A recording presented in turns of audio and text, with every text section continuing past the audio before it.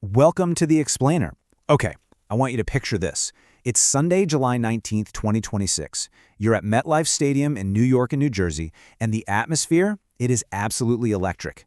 We're at the World Cup final. Two absolute titans of world football, Spain and Argentina, are battling it out for the ultimate crown. But we aren't just talking about the match today. We're diving into something completely unprecedented, happening right in the middle of it. A halftime spectacle so massive, it is literally turning heads all over the globe. I mean, a halftime show in football? That's the big question, right?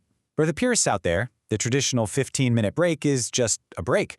The players hit the locker room, fans grab a quick drink, you catch your breath.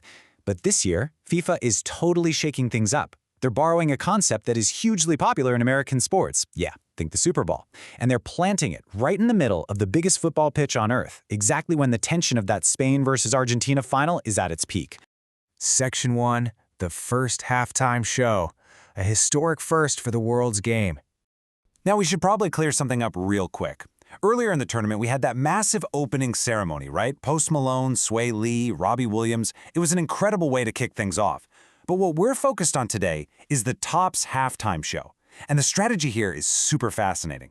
The opening ceremony set the mood for the whole month, but this halftime show, it's about striking while the iron is hot. They are capitalizing on the absolute peak viewership moment of the entire global broadcast with a totally separate, jaw-dropping lineup of stars. Section 2, the stars of the spectacle, curating a global masterpiece. Because, you can't take over the World Cup final with just anybody. Organizers brought in Coldplay's Chris Martin to curate this thing. And the lineup he built is, well, it's wild. It crosses literally every musical and cultural boundary. We've got pop icons like Madonna and Justin Bieber. We've got global rhythms with Shakira and Burna Boy. And rumor has it they might actually perform Die Die, the official World Cup song. Then you've got K-pop titans BTS bringing their massive global army, and grounding the whole thing, the acclaimed maestro Gustavo Dudamel representing the classical world. It's this brilliant, chaotic collision of genres where there's truly something for everybody. And the scale is just off the charts. It's not just a few solo artists with microphones. This is a full-blown theatrical production. Maestro Dudamel is conducting a joint orchestra with the New York Philharmonic and the Simone Bolivar Symphony. Plus, you've got the PS22 chorus performing with Coldplay, the insane energy of the Ugandan Ghetto Kids dance group, and, wait for it, the Muppets. Yes, you heard me correctly, the Muppets. It's going to be an absolute sensory overload in the best way possible. Section 3, the race against time, the logistics of a live pitch. So here's where things get really crazy. This isn't a concert arena. It's a living, breathing sports field that has to be in absolutely pristine condition for the second half. And the biggest enemy here? The clock. Unlike American halftime shows where the broadcast is scheduled down to the second, football time is fluid. The start time is completely unpredictable. They're estimating somewhere between 4:50 and 5:15 p.m. local time, but honestly, this crew is entirely at the mercy of the referee's whistle, the stoppage time, the hydration breaks. They are essentially waiting with bated breath for the first half to officially end. And once that whistle blows, the countdown is on. The timeline is terrifying. They have exactly 7 frantic minutes to wheel out and build a global concert stage on the grass. Think about that. 7 minutes for lighting, sound, a stage big enough for an orchestra, a choir, and BTS. Then they get just 11 minutes for the actual show. And the second that final note hits, boom. Another terrifying 7-minute window to completely dismantle the whole thing and vanish before the players come back out.